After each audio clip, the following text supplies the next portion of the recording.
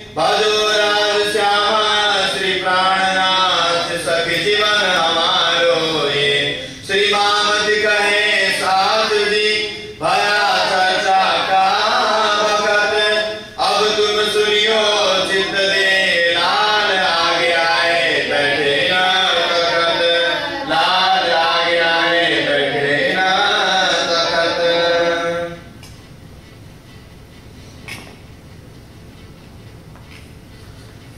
गीता और भागवत के खोल दिए सब द्वार आई बस्त अखंड देखे धनी निर्धार देखे धनी निर्धार। बोलो श्री आप अक्षरातीत पूर्ण ब्रह्म सच्चिदानंद प्राण वल्लभ प्राण जीवन प्राण प्रीतम श्रीराज जी महाराज श्री महामत जी के हृदय धाम में बैठ करके इस जागरिक ब्रह्मांड में हम सुंदर शास्त्र को श्री वितक साहिब के माध्यम से उन प्रसंगों को याद दिला रहे हैं कि जहां पर जिन जिन जगहों पर जाकर के हमारे धनी हमारे प्रीतम आत्म जागृति के लिए किस प्रकार से उन्होंने कष्ट उठाया, कैसे कैसे सुंदर साथ की किस तरह से जागनी करते हैं, जिसके द्वारा हमें भी जागनी के समय में अपने आत्म जागृति के ये अभियान में कैसे हम भी शरीक हो सकते हैं। सुंदर साथ के द्वारा यहाँ पर सिखाकर उन्होंने दिया है। कल के प्रसंग में सुना कि विक्रम संवत 1722 में आप धामधनी दीप बंदर पधारते हैं और 2 साल तक रह करके जो बिल्कुल परम धाम को अपने आप को और अपने धनी को भूल करके सुंदर साथ बैठे हुए थे। जैसे दीप बंदर में जयराम भाई कंसारा उनके परिवार और अन्य कई सुंदर साथ थे, उन सबको 2 साल तक रह करके पूरे परम धाम का ज्ञान कराया, सुंदर साथ को पूर्ण रूप से जागृत किया। वैसे तो उन्होंने पहले से तारतम ले रखा था, तारतम लेना ही सब कुछ नहीं है। तारतम एक क्या है,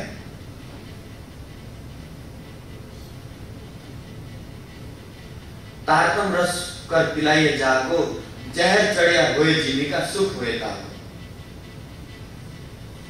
निर्भीक काया करे जागे जीव कराए। तारतम क्या करता है, तारतम एक दवाई है, मेडिसिन। डॉक्टर के प्रिस्क्रिप्शन के मुताबिक दवाई मिलता है और दवाई ले जाकर हम घर के तकिए के नीचे अगर रख देते हैं, दिन में 3 बार खाने के लिए कहा, लेकिन हमने उसको या तो एक ही बार खा लिया या तो खाया ही नहीं, या हफ्ता दिन बाद में जाकर के देखे वो दवाई दिया था मुझे तो मेरा रोग जो है वो ठीक होने वाला नहीं। तारतम ये, तारतम हमें प्राप्त हुआ है, इसको जो जैसा जैसा बताया गया उस हिसाब से पालन करना पड़ेगा, अनुसरण करना पड़ेगा, उसका भरोसा करना पड़ेगा, विश्वास करना पड़ेगा।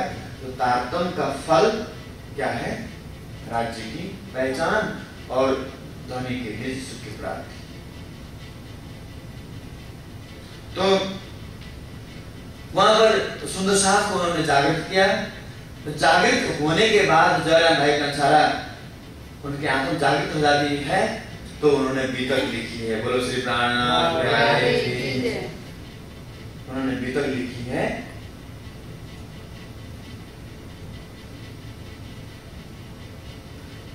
और जो प्रमुख बीतकों में से सबसे प्रमुख बीतक तो महामंत्र जी की बीतक है और 8-9 प्रमुख बीतक है, उनमें से जयराम भाई कंसारा का बीतक भी आता है। बोलो श्री प्राणनाथ। अब जयराम भाई कंसारा जी को पूरे ब्रजराज के विषय में समझाया, क्योंकि तारतम दुर्योधन जी के द्वारा लिया हुआ था, लेकिन पूरा दोबारा फिर जो भी सुंदर साथ 313 सुंदर साथ थे सदगुरु महाराज के द्वारा जागृत हुए, उन सबको दोबारा श्री जी साहेब जी ने उनको फिर समझा करके फिर जागृत किया। क्योंकि तारतम लिया है तारतम देख विचार के क्यों ले आए बेर दोए, यदि आग सिर पर जली तू रया खांगड़ हुए। तारतम राज महाराज 2 बार लाए हैं। पहले का तारतम सदगुरु महाराज देवजी जी के तन से लाए और दूसरा तारतम इंद्रावती जी के तन, यानी श्यामा जी के दूसरे तन कहा जाता है कि मूल स्वरूप बीच धाम में खेल में जाने दोए हरा उल्लास सुबह गोलड़ी कया उल्लास के सोया था। राजी महाराज जब इस संसार में आना था, इस जागृत ब्रह्मांड में, उन्होंने 2 तनों से विशेष लीला करने के लिए ठान लिया।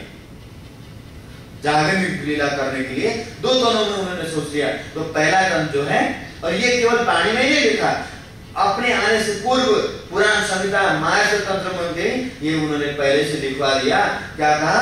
सुंदरी से इंदिरा नामाभ्याम चंद्र सूर्य यो मायांधकार नाशाय प्रतिबुद्धि भविष्य। अर्थात सुंदरी और इंदिरा, यानी सुंदरी यानी श्यामा जी महारानी और इंदिरा यानी इंद्रावती सखी दोनों मिलकर के सह कार्य करेंगे, अर्थात दोनों मिलकर के जागरण का कार्य करेंगे। यानी श्यामा जी महारानी का पहला तन है देवचंद जी का तन, और देवचंद जी के तन को जब छोड़ देते हैं 1712 में, तो देवचंद जी के अंदर बैठे हुए राज महाराज श्री बैराज ठाकुर जी के हृदय धाम में आ जाते हैं, अर्थात इंद्रावती जी के अंदर आ जाते हैं और जागरण का कार्य जोर शोर से पूरा चलने लगता है।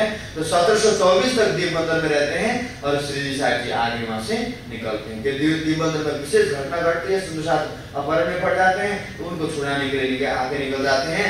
सुंदर साहब को छुड़ाने का बहाना है, लेकिन माया में फंसे हुए सुंदर साहब को माया में से निकालना है, उनके आत्मजागृत करना है। अब आगे निकल जाते हैं तो कई सुंदर साहब रास्ते में मंडई बंदर, कपेरी बंदर, इन सब में निकलते हुए सुंदर साहब को जागृत करते हुए निकलते हैं। तो श्री जी साहब जी ठट्ठा नगर पहुंचे। ठट्ठा नगर में सबसे पहले उनको चिंतामणि जी मिलते हैं। चिंतामणि जी को भी परब्रह्म सच्चिदानंद की उन्होंने पहचान कराई। कबीर पंथ के आचार्य थे। कुछ सवाल जवाब हुआ तो श्री जी को संतुष्ट नहीं कर सके। पहले तो उन्होंने कहा कि मैं आपको ये दिखा दूंगा, चतुर्भुज स्वरूप भगवान विष्णु का दर्शन करा दूंगा, ज्योति स्वरूप दिखा दूंगा, मैं आपको अनहद धुन सुना दूंगा, सब कुछ। अनहद धुन कैसे कहते हैं? जब आप योग साधना ध्यान करते हैं तो आपका जीव जो है जब ज्योति स्वरूप से आगे जाता है तो वहां पर शंख, मृदंग, ताल सब कुछ की आवाज सुनाई देते हैं। योग साधना करने वालों को पता होता है, जो योग साधना में निपुणता में जो सिद्धियां प्राप्त करते हैं, ऐसे लोगों को, सामान्य लोगों को नहीं, तो अनहद धुन सुनने को मिलता है। तो वो कहने लगे कि ये सब करा दूंगा। श्री जी ने कहा कि कुछ भी हो, मुझे सतगुरु की पहचान करा दीजिए, क्योंकि बिना सतगुरु जो है इस संसार से बहुत सागर से पार होने का कोई उपाय नहीं। सतगुरु ही बहुत सागर से संसार के प्राणी मात्र को पार लगा सकते हैं, अन्य कोई भी उपाय नहीं है। तो उन्होंने सोचा कि श्री जी जो है अच्छे जिज्ञासु है, तो कमाल की साथी सुना दिया। तो श्री जी ने कहा कि भाई चिंतामणि आचार्य जी, आप जो है कबीर पंथ के भले आचार्य बनकर के बैठे हुए हैं, लेकिन आपकी वाणी बता रही है कि आपको जो है कबीर जी की पूर्ण पहचान नहीं है। तो उन्होंने कबीर जी की पहचान के विषय में श्री जी ने 2-4 कीर्तन के चौपाई सुना दिया, कबीर जी के ही साथी के, और श्री जी वहां से निकलते हैं। तो कीर्तन इस प्रकार है, कहा कौड़ी ते नहीं, एक पलक ते गंग जो निकसी हो गए 24 पानी। एक पलक में गंग जो निकसी हो गए 24 पानी, वो पानी 2 पर्वत ढांपे दरिया नहर समाने। ये 3 इसमें चौपाई है। कबीर जी कहते हैं कि इन तीनों चौपाइयों का जो कोई अर्थ लगाता है, खुलासा कर देता है, तो समझ लेना कि वो परब्रह्म परमात्मा स्वयं सद्गुरु का स्वरूप होगा और मैं उनका चेला होऊंगा, दास होऊंगा। बोलो श्री प्राणनाथ प्यारे की।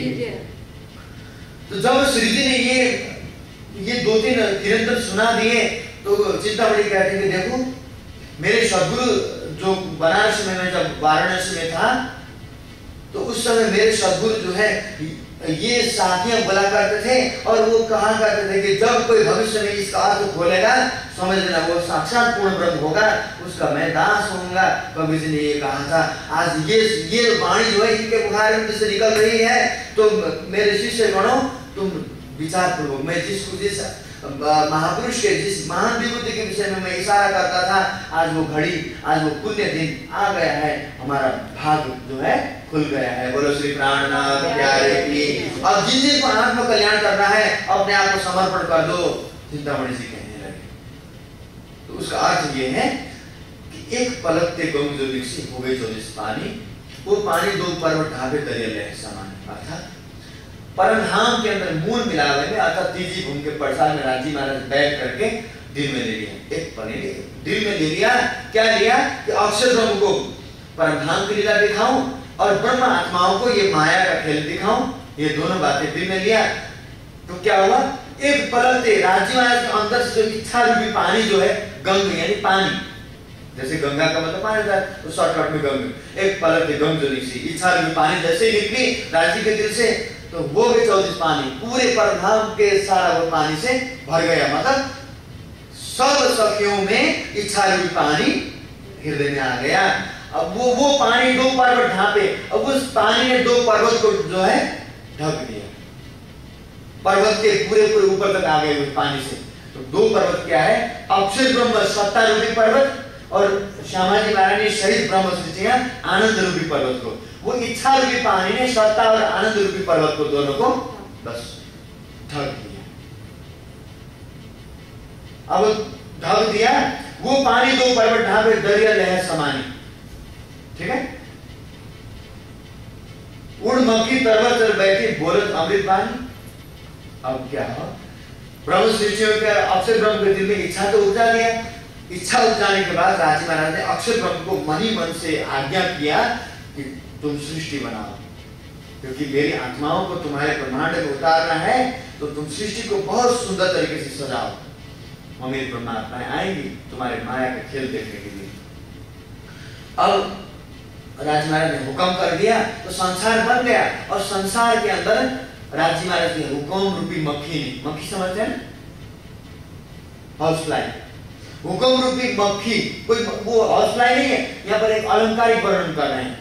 हुक्म रूपी मक्खी संसार के अंदर आकर के संसार रूपी वृक्ष में बैठ करके अमृतवाणी बोलने लगी, अर्थात बोलो श्री प्राणनाथ प्यारे की। अर्थात कितने बिल्कुल बेस स्ट्रमिंग प्रसंग है कबीर जी ने, क्योंकि ये समझने वाले जो समझेंगे उन्हीं के लिए दिया है, ये उन्होंने रखा है। राजी ने ऐसा कहलाया है, सामान्य संसार के लोग इसको नहीं समझ सकते, तारतम के बिना ये खुलासा होना नहीं।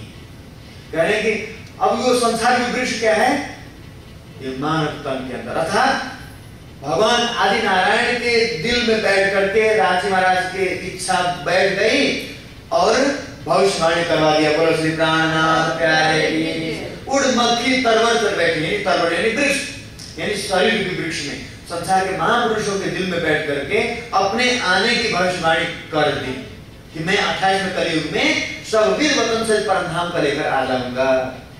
जिन जिन को मुक्ति पानी है बस मुझे पहचान लेना, उनको मेरी बखान करना। बोलो श्री प्राणनाथ प्यारे की। अमृतवाणी बोलना यानी भविष्यवाणी कर दिया। वो मक्खी का मक्खा नहीं, अब हुक्म मक्खी का मक्खा कहां से होगा, ठीक है। सृष्टि कैसे हुआ, आदि नारायण जो है, आदि नारायण शब्दिक सूरत से आदि नारायण की उत्पत्ति होती है, और आदि नारायण के अंदर जब शब्दिक ब्रह्म के अंदर सुमंगला शक्ति जब आती है तो वो एक हम बहुत श्याम में अकेला हूँ अनेक हो जाऊं ऐसा सोचते हैं, तो उनके सत्वगुण रजोगुण तमोगुण उत्पन्न होता है। सत्वगुण से विष्णु भगवान, रजोगुण से ब्रह्मा जी, तमोगुण से शंकर जी, इस तरह से उत्पत्ति होती है। लेकिन जो माया जो है, प्रकृति जो है, वो निराकार है, दिखाई नहीं देती है, लेकिन तीनों गुणों की, तीन गर्भ गुण तीनों चाहे हुए तो पुरुष अकेला, प्रकृति के गर्भ से तीनों गुण की उत्पत्ति हुई, और वो पुरुष तो अकेला है जिसके आज्ञा से ये दुनिया बनी है। कहे कबीर या पद को बुझे सो सदगुरु मैं चेला। बोलो श्री प्राणनाथ प्यारे। कबीर जी कहते हैं कि जो इस पद का अर्थ लगाएगा तो वो मेरा सदगुरु अर्थात पूर्ण ब्रह्म होगा और मैं उसका चेला कहूंगा। जब इसका खुलासा कर दिया श्री जी ने, बस क्या देर थी, तब उनको पहचान होती है, और वाणी के द्वारा उनको पहचान हो गई, और उन्होंने भली सभा में कह दिया कि मैं कुछ नहीं हूं, मैं मेरे अहंकार के काला कुत्ता जो है आपके ज्ञान की लाठी से मारिए इसको। सचमुच में जो है अहंकार काला कुत्ता ही है। कुत्ता को कितना गुर्राता है गुस्से में। किसी व्यक्ति ने किसी को कुत्ता कह दिया, ठीक है, तो उसको बहुत गुस्सा आया और उसने अपने गुरुजी से जाकर कहा कि गुरुजी उसने मुझे कुत्ता कह दिया और मुझे बहुत गुस्सा आया, बहुत इतना मुझे चिढ़, अभी उसके जाकर गर्दन पकड़ लो, ऐसा मुझे लगा। तो गुरुजी ने कहा तुम्हें गुस्सा आया ना? हाँ आया। तो गुस्सा ही तो कुत्ता है। बोलो श्री प्राणनाथ प्यारे की। तो कहने वाले ने सही कहा है, बोलो श्री प्राणनाथ प्यारे की। तो गुस्सा है वही कुत्ता है, इसलिए कहने वाले ने सही कहा है गुस्सा नहीं करना। गुस्सा करने से जो है हमारे जो शरीर के तंतु जो है या जिसे टिश्यूज कहते हैं वो बहुत देर हो जाता है और उसको जो फिर बनने में बहुत समय लगता है। शरीर के लिए स्वास्थ्य की दृष्टि से भी हानिकारक है। बोलो श्री प्राणनाथ प्यारे की। इस प्रकार से चिंतामणि जी जो हैं श्री जी के चरणों में हमारी सभा में कह देते हैं, तो श्री जी ने भी कहा कि शाबाश चिंतामणि, तुमने अपनी जात को पहचान लिया। क्योंकि ब्रह्मात्मा ही भरी सभा में अपनी गलती भी स्वीकार कर सकती है, अन्य प्राणी संसार नहीं कर सकती। वो तो मर जाएंगे, अरे अपमान हो गए, एक शब्द उनके बुरा लगने वाला अगर वो आ भी गया तो मेरी बेइज्जती कर दी। बेइज्जती करने के लिए बुलाया था इन्होंने, पहले यूं समझ करके बिल्कुल गिल्टी फील करेंगे और यहाँ से निकल जाएंगे। बोलो श्री प्राणनाथ प्यारे की। भागवत और गीता के खोल दिए सब द्वार। अब क्या हुआ? लक्ष्मण सेठ था ना उनका नाम। श्री जी ने कहा लक्ष्मण सेठ ने, ये तो मेरे लिए लाल है, लाल हीरा है, कोहिनूर है। आशा भाई जिनके तन के अंदर बैठी हुई है, तो वो जागृत ब्रह्मांड में तो क्या है? वो कोहिनूर है, हीरा है। इसलिए लालदास जी नाम उनको रख दिया और उनको जो है गीता भागवत वेद शास्त्रों के सब वेद खुल जाता है। आया दोष वस्त्र का रही न कछु शुद्ध सल की विशुद्ध नहीं। जब आदरणीय सरकार श्री के द्वारा चर्चा हुआ करती थी उसी समय, तो सुंदर साथ पंडाल में बैठता था, तो चर्चा ऐसा लगता था कि 1 घंटा की होती थी, क्योंकि रिकॉर्डिंग के हिसाब से करना होता है। ऐसा लगता था कि ये सभा जो है यूं ही जारी रहे, यूं ही चलता रहे और तो अच्छा लगता था। चर्चा सुनने के बाद जिस जगह पे बैठे आसन से उठने का मन नहीं होता था और हिम्मत भी नहीं होती थी। बोलो श्री प्राणनाथ प्यारे की। लौकिक दृष्टि उतर गई, आए जागृत बुद्ध। लौकिक दृष्टि उनकी उतर गई और जागृत बुद्धि जब आ जाती है, जब हमारी ये चरम दृष्टि उतर जाती है, तो अंदर की दृष्टि जागृत हो जाती है। और कबीर जी ने इसमें बहुत सुंदर वाणी भी कही है। भक्ति कौन कौन लोग नहीं कर सकते हैं इस दुनिया के अंदर? कामी, क्रोधी, लालची, इनसे भक्ति ना होए। भक्ति करे कोई सूरमा, जात वर्ण कुल खोए। बोलो श्री प्राणनाथ प्यारे की। तो कामी है, अर्थात संसार के विषयों में ही बहुत ज्यादा चिंतन करता है, वो कामी व्यक्ति का मन चंचल हो जाता है, भक्ति राजी का नहीं कर सकता। क्रोधी व्यक्ति भी भक्ति नहीं करते, क्रोध तमगुण में आ जाता है, तमगुण में भक्ति नहीं हो सकती। भक्ति के लिए हमारे अंदर सत्गुण होना जरूरी है, हृदय में सादगी होना जरूरी है। भक्ति के लिए बिना सादगी भक्ति नहीं हो सकती है, ऊपर से कोई विज्ञान निकल जाता है।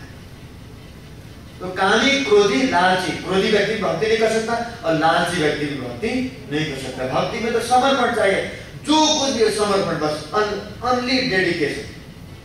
भक्ति में भक्ति का दूसरा पर्याय पर्यायवाची शब्द ही है डेडिकेशन। बोलो श्री प्राणनाथ प्यारे की। या समर्पण कहिए या भक्ति कहिए या अनुराग कहिए, एक ही है। भक्ति कोई बिल्कुल अनुक्रमित रूप से सिस्टमैटिक ढंग से होने वाली नहीं है। आप समर्पण होते जा रहे हैं, किस समर्पण के किस घड़ी के अदाओं में राज्य आपसे रिझ जाए, रिझ गए तो काम हो गया। बोलो श्री प्राणनाथ प्यारे की। तो भक्ति करे कोई सूरमा व्यक्ति, यानी कोई साहसी व्यक्ति, कोई बहादुर ही भक्ति कर सकता है। और भक्ति के लिए क्या करना पड़ता है? जात, वर्ण, कुल, कबीर जी ने कह दिया। और जो भी संसार के अंदर बड़े बड़े भगवान के भक्त हो गए, उन्होंने इन सबको नहीं देखा। जैसे मीराबाई की बात करते हैं, कबीर जी की बात कीजिए, अन्य संतों की बात कीजिए, तो उन्होंने इन सबको बिल्कुल नष्ट कर दिया था, लौकिक बंधनों को बिल्कुल तोड़ दिया था। मीराबाई एक राणा के खानदान में होने के कारण भी उन्होंने लौकिक मर्यादाओं को बिल्कुल ताक पर रख दिया और कृष्ण जी की ऐसी दीवानी हो गई। लेकिन ये ध्यान रखने वाली बात है, इस संसार के अंदर मैंने जैसे 4 प्रकार के प्रेम को बताया था, इसके हिस्सी केवल शरीर तक सीमित जो है अट्रैक्शन है वो इसके हिस्सी है। इसके नफ्सी नजरों से प्रेम का वाणी में भी आता है, शशि, पुन्नू, लैला, मजनू, इन सब की बात आती है। ये इसके नफ्सी नजरों से, पुन्नू कभी शशि से मिला ही नहीं, भैंसों को चराने जाता था, ठीक है, और घर के ऊपर से खिड़की से शशि जो है उसको झांकती थी और उसके मुख मंडल को देख करके बस दिन भर उसी मस्ती में रहता था। भैंसों को भी भगाता है तो शशि का ही नाम लेता था, लेकिन शरीर की मुलाकात कभी भी नहीं। बोलो श्री प्राणनाथ प्यारे। एक दिन सावन का महीना था, बाढ़ नदी में आ रही थी, तो पुन्नू जो है शशि से मिलने आ रहा था, नदी को पार करना था। शशि इंतजार कर रही है, देखते ही देखते पुन्नू जो है नदी में बह कर चला गया अर्थात उसकी मृत्यु हो गई। वाणी में इस प्रश्न को महामत जी ने रखा है कि शशि कहती है कि वो उसको पता है कि उसका पुण्य जो है मर गया, लेकिन वो झूठे भी कहती है कि अगर कोई ये कह दे कि तेरा पुण्य जो है तुझसे मिलने आ रहा है तो उसको मैं अपने शीश उतार करके दे देती हूँ। बोलो श्री प्राणनाथ प्यारे की। आदो आशिक ऐसे कह रहा है जो माया के उत्पन्न संसार के जो जीव भी हैं, तो अपने मासूम के प्रति, अपने प्रीतम के प्रति अपने आप को किस तरह से समर्पण कर देते हैं। तो हम तो परमधाम की ब्रह्मात्मा की दावा कर रहे हैं, तो राजी के चरणों में हमें कितना समर्पण होना चाहिए। संसार के जिबड़े को देखिए, बरसाती जो कीड़ा होता है ट्यूबलाइट्स में, उसमें स्ट्रीट लाइट में आकर के किस तरह से झांक खाता है, लाइट को बंद करने के लिए आता है, लेकिन क्योंकि उसका अंधेरा सुहाग है, या उसका सुहाग जो है अंधेरा है कीड़े का, उसका पति जो है अंधेरा है, सोचते हैं कि ये बत्ती जो है मेरे पति का अपमान कर रहे हैं तो इसको मैं खत्म कर देता हूँ। खुद तो बत्ती को तो खत्म नहीं करता, लेकिन खुद ही खत्म हो जाते हैं। माया के संसार के जीव की प्रीति ऐसा है, तो आत्माओं की प्रीति तो कैसी होनी चाहिए, बहुत ज्यादा इससे आगे निकलने चाहिए। लेकिन सुंदर साथ को ऐसी हासिल होती है कि माया के जीवों से शिखा पर लेना पड़ता है। बोलो श्री प्राणनाथ प्यारे की। अब ये इसके नफ्सी है शशि पुन्नू की, दृष्टांत के रूप में वाणी में रखा अप्सरा चित्र और मीराबाई और श्री कृष्ण जी, रस खान, श्री कृष्ण जी, सूरदास और कृष्ण जी, ये प्रेम हकीकत का प्रेम है, ठीक है, वास्तविक प्रेम इसको कहते हैं। परंतु तारतम्य ज्ञान न प्राप्त कर पाने के कारण, तारतम्य ज्ञान न होने के कारण मीराबाई वैकुंठ तक जा सके, उनके जीव का, उनके आत्म का प्रीतम भगवान विष्णु है। लेकिन ये ध्यान रखने योग्य बात है कि महाप्रलय में स्वर्ग, वैकुंठ, निराकार, जहां तक पाताल से लेकर आदि नारायण तक हैं, ये कोई भी महाप्रलय में अस्तित्व में रहने वाले नहीं है, यानी अपने आप को सुरक्षित नहीं रख सकते। तो अब इससे हमें आगे जाने के लिए ब्रह्म ज्ञान चाहिए, जो महामती जी ने, इंद्रावती जी के द्वारा राजी महाराज ने इस संसार में प्रकट किया। बोलो श्री प्राणनाथ प्यारे की। और ज्यादा से ज्यादा श्री कृष्ण जी की त्रिधा लीला के हिसाब से पहले 11 वर्ष 52 दिन अप्सरा राजी ने लीला की, और 11 वर्ष तक जो है वो गौरव की शक्ति ने लीला की। नाम एक ही है, और 112 वर्ष तक भगवान विष्णु वैकुंठ के नाथ लीला करते हैं। नाम एक ही है, लेकिन 3 शक्तियों ने काम किया। पहले राजी महाराज ने किया 11 वर्ष 52 दिन तक, फिर 11 दिन भगवान गोलोक की शक्ति काम करती है, और 112 वर्ष સુધી कौन काम करता है? वैकुंठ। गीता का ज्ञान अवतरण कराना, महाभारत रचाना, द्वारिका बसाना, सब वैकुंठवासी भगवान विष्णु का है। तो इसीलिए, लेकिन ये